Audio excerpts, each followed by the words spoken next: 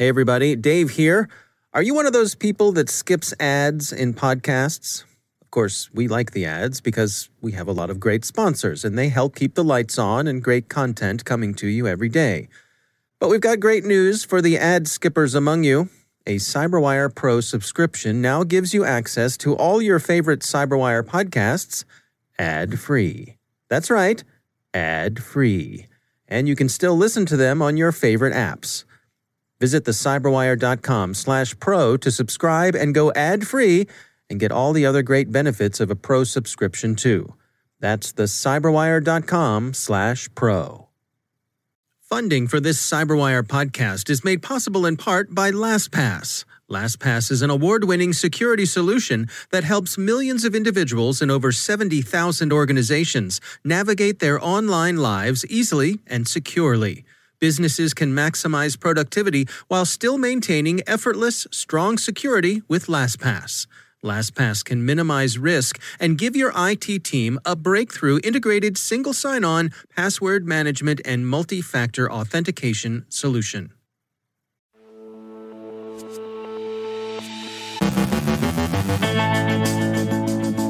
Tehran says this week's cyberattacks are under investigation. Silent Librarian returns to campus for academic year 2020-2021. Crooks are posing as nation-state hackers. Domestic disinformation reported in Guinea and Ghana.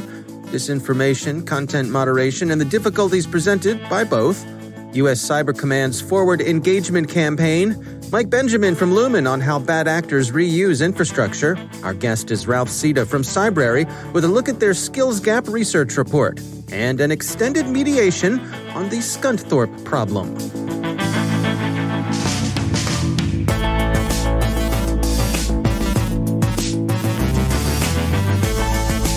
From the CyberWire studios at Data Tribe, I'm Dave Bittner with your CyberWire summary for Thursday, October 15th, 2020.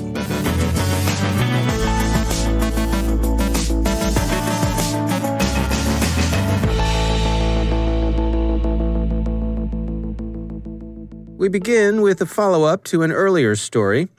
It seems that Tehran has acknowledged sustaining cyber attacks this week.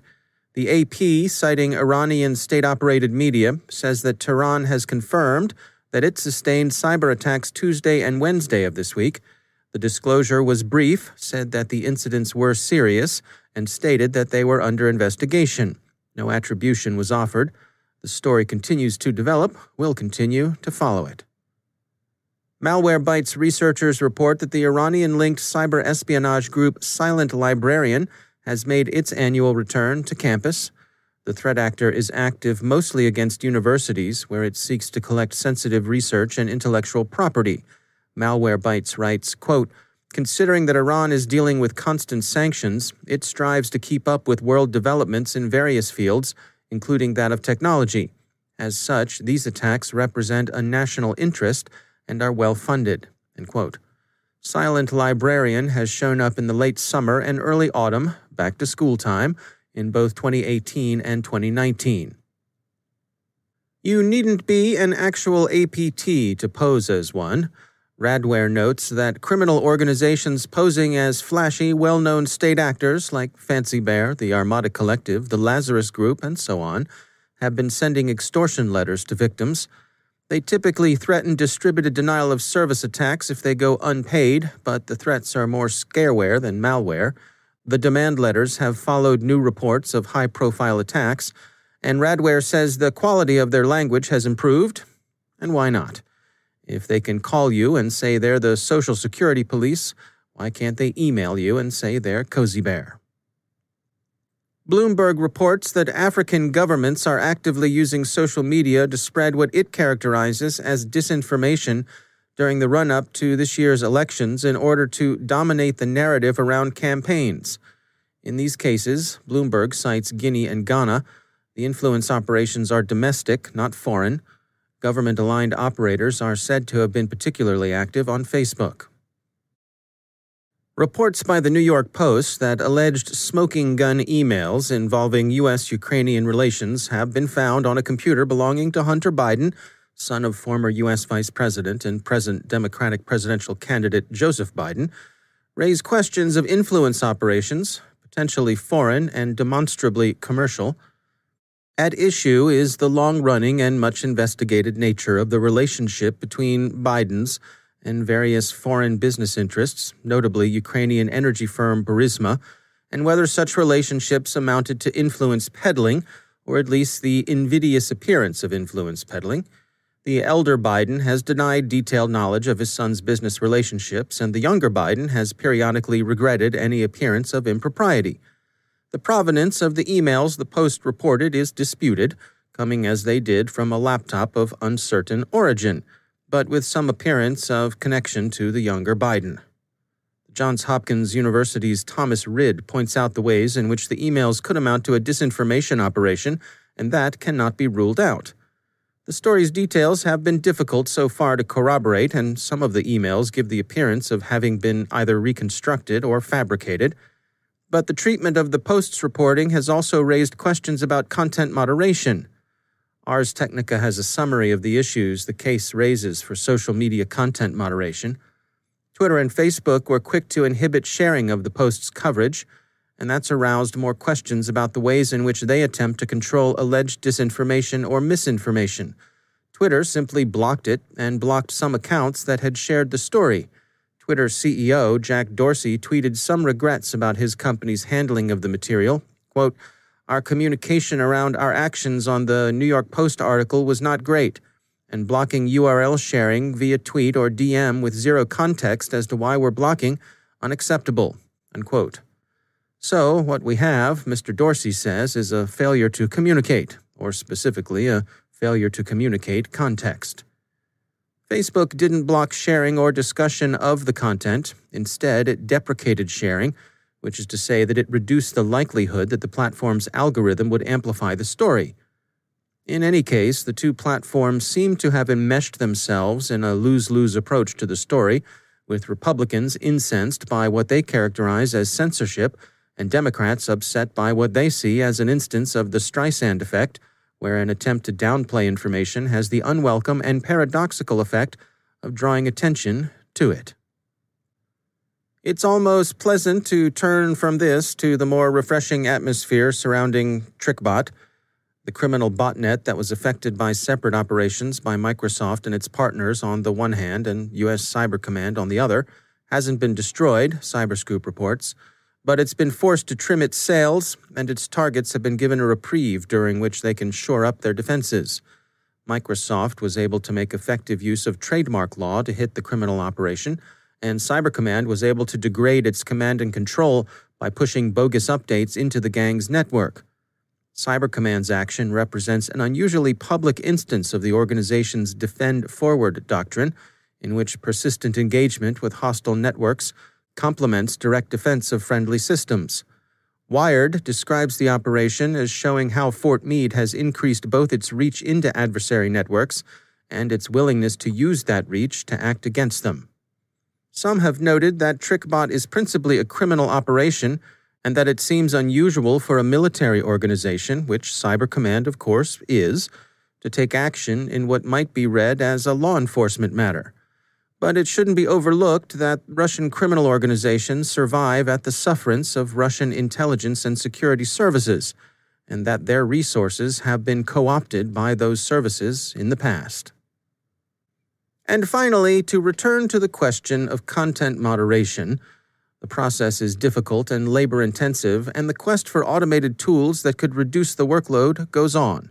It doesn't, however, always proceed happily. Witness the meetings of the Society of Vertebrate Paleontology, a society devoted to the study of the fossilized remnants of prehistoric beasts, many of them skeletal, mastodons, giant ground sloths, stegosaurians, guys like that. Anywho, they're holding their meetings virtually like the rest of us, and the conference software came equipped with filters that screened out certain words. Vice reports that prominent among the words it excluded is bone. Ha ha ha, right? But as is usually the case, the bowdlerizing software is inconsistent. For example, if your name should be Wang, you're out of luck. Call yourself something like Ace or Lefty instead. But if you're a Johnson, well, that's okay. Weird, right? It's an old problem. sometimes seen in non-digital forms where different dialects of the same language collide. Our NATO desk, for example, told us a story at greater length than we really wanted to hear about, planning meetings in which the transition from the coverage force engagement to the main battle were discussed. The Americans, thinking as usual of American football, called the process of the covering force turning the fight over the main force the battle handoff. Like play action between a quarterback and a running back. The Royal Army asked, with pursed lips, if the U.S. Army might change its terminology to battle handover, since handoff had unfortunate connotations in British English. After getting it, the U.S. Army obliged. Sometimes it went the other way.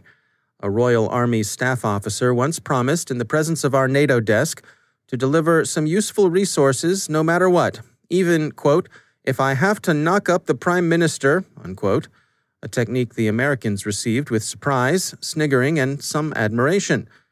The Bundeswehr representatives were completely baffled, and they probably spoke more correct English than anyone else in the room. Anywho, we suggest that once in-person meetings are possible again, the Society of Vertebrate Paleontology holds its conference in Scunthorpe. We hear it's nice there.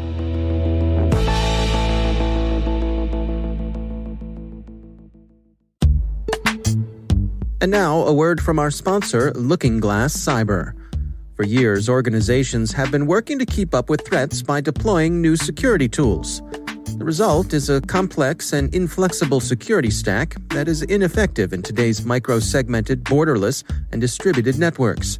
To keep pace with the threats of today and prepare for the future, organizations need flexible protection around their unique network ecosystems.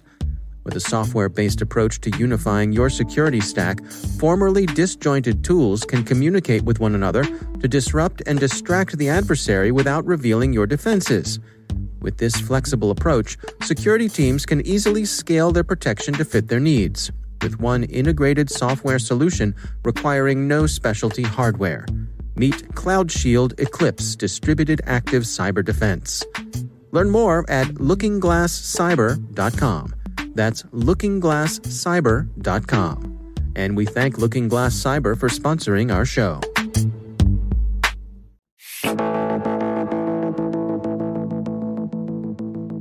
There is ongoing debate about the degree to which the so-called cyber skills gap exists, or if it really exists at all. Some say it's an industry-wide obstacle, while others maintain it only affects certain skill levels, or that it may be self-inflicted due to organizations' unwillingness to invest in training up the next generation. Ralph Sita is CEO at Cybrary, and he joins us with insights from their Skills Gap Research Report. We've been saying all along, and the industry has been crying out for help, that there's a talent gap, meaning there's not enough people out there to fill these roles in cyber that, exist and are going, vacant too long. But then we also just, came to the realization that not only is there a talent gap, but there's an actual skills gap within the employed ranks within these companies. So we've heard this anecdotally. We've seen it, from our user base, and we decided that, hey, now's a great time. We have this, we have this vast array of folks that could add value with their feedback, and let the other industry people, their contemporaries, their competition even, understand what they're going through, because it's a commonality that they all have. Well, let's go through some of the key findings together. What were some of the things that drew your attention? Well, it's most importantly that all these organizations, from generally the employee upward, feel like they are inadequately prepared to do their jobs. And so in terms of this gap, is it a matter that companies need to be investing in more training? That's just the beginning of it. Training is fine, but unless you have a critical path for employees to see the light at the end of the tunnel, and the light's not an oncoming locomotive, training is just part of the equation. You have to have a structured curriculum, a structured career path set for them, so they know that they're working towards a goal that is going to improve their skills improve their job preparedness, and make them better to do what they have to do. How about coming at it, from the other direction for that person out there who's on the hunt for a new job or a better position? Did you get any insights on how that person can best prepare themselves to set themselves apart from the crowd? I believe that certifications are still important, so I don't want that to think that that's the tenor of my comments here. What I'm trying to say is that assessments that prove skills are more important. The best thing for people to do and new people to get in this profession is grab a couple of the certifications that get the minimum boxes checked, but make sure you are continually learning. Our study shows that 78% of employees right now are finding time on the job to learn. Some of the bigger worldwide brands are encouraging their employees to learn on company time because they realize that, if they don't, then it's only hurting the company because these folks are struggling to get this type of training done. So again, constant learning, prove that you know what you know, you'll find a job in this industry really fast. That's Ralph Sita from Cybrary.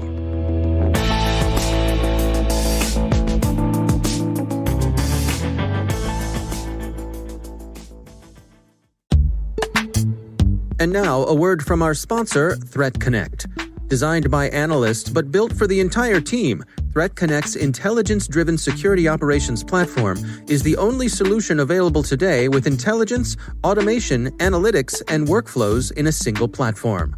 Every day, organizations worldwide use Threat Connect as the center of their security operations to detect, respond, remediate, and automate. With all of your knowledge in one place, enhanced by intelligence, enriched with analytics, driven by workflows, you'll dramatically improve the effectiveness of every member of the team. Want to learn more? Check out their newest ebook, SOAR Platforms. Everything you need to know about security, orchestration, automation, and response. The book talks about intelligence-driven orchestration, decreasing time to response and remediation with SOAR, and ends with a checklist for a complete SOAR solution. Download it at threatconnect.com/cyberwire. That's threatconnect.com/cyberwire. And we thank Threat Connect for sponsoring our show.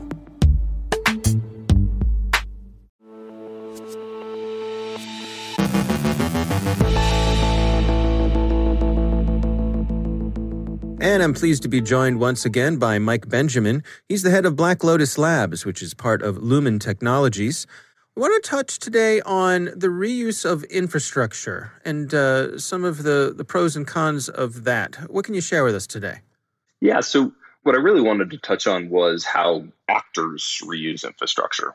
And it's pretty common that we will see an actor set up a campaign. They'll put their malware downloader on a web server, so they have to install a web server or break into, as it depends. And realistically, as long as they can deliver malware from that, they're going to leave it up. And so a lot of times we think about a malware infection as something that can be, quote unquote, cleaned up. But how often do we as an industry clean up endpoints and don't take the time to go back and make sure that the originating delivery host has been removed from the internet? Unfortunately, I can tell you it's very common. And so just because we've eradicated a component of a campaign doesn't mean it's all gone. And so if I'm an actor and I've taken the time to take a stolen credit card, put some Bitcoin, whatever, into the purchase of a VPS host, I've installed Nginx or Apache, and I've set up in my environment, realistically, I'm just going to keep using it. And maybe I don't even use it for the same campaign. Maybe that campaign really is burned. It was a phishing website and the domain got taken away and the data I was trying to exfil, that host is gone. But heck, I can move it to a malware delivery host the next week. So as a criminal actor, they are very common in reusing components of the infrastructure they have in a campaign. And so why we think it's important to call out and talk about, while everything I just said may be intuitive, too often we don't maintain, as an industry, those blocks in our firewalls, those alerts in our SIMs. When we know something's bad, keeping it there for a while really can be a benefit to the defense of an environment, because the actors are, in many cases, going to reuse that at some point in the future. Well, can you give us some specific examples, some things that you all have seen? Yeah, so recently we were looking at a report that the team over at FireEye had produced on the Maze ransomware. It's a pervasive threat right now. A lot of people are looking into it. And upon diving into it, we actually saw components of a Maze campaign that we now saw delivering Cobalt Strike beacons. And so the Cobalt Strike payload was sitting in a directory on the server, and it was completely unrelated to the previous Maze campaign. And so anyone who had come along and maybe read that FireEye report, or someone else looking at that particular campaign and had blocked those IP addresses in their perimeter firewalls, alerted on them in their SIM, done anything on that piece of the infrastructure, would have been precluded and never impacted by the subsequent Cobalt Strike campaign that we saw. And so just a simple reuse of an IP address that was delivering a payload from one campaign to the next could have completely removed any threat from the secondary campaign. Another example we see is on the victim side, where we've many times seen IoT hosts reused across very different campaigns, maybe even by different actors, just because they were a vulnerable pool that remains unpatched over time. So we may see a DDoS attack come from 1,000 IPs, and 6 weeks later, 100 of those IPs pop up in a credential stuffing campaign. So one actor group installed a DDoS payload, the home users rebooted their DVR or whatever it was, and a few weeks later, somebody came along and installed proxy servers. So again, knowing that those vulnerable pool of devices could attack you over time, could have alerted to or prevented those credential stuffing attacks that happened a few weeks later. So being cognizant of how IP addresses, domains, and other components infrastructure can be used over time is really a useful way to prevent future attacks. I see. Now, is this something where the attackers could catch on and stop doing this? Well, of course, right? Anybody who reuses a tool could take the time and stop and just set up a new tool, install the host somewhere else, new software, heck, in some cases, just grab a different IP if it's as easy as that. But let's face it, it's easy for them not to. And human beings are lazy. And so as long as, let's say, the criminal market, they can make money, they're not going to take the extra few minutes to set up a new host or roll an IP or grab a new domain. As long as they can still make their money, still carry out their objective, they're going to continue down that path. And so as defenders, it's all of our job to raise the cost of being bad and carrying out those campaigns. And so if we can make it harder, they're going to go a little slower, they're going to spend a little more money and make a little less profit, and hopefully be less motivated a little bit over time to do this kind of work. I see. All right. Well, Mike Benjamin, thanks for joining us.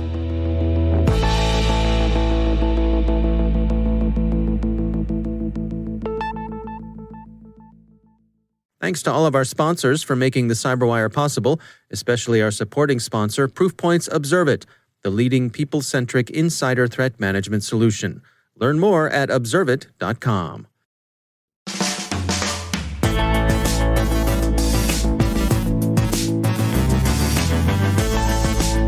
And that's the CyberWire.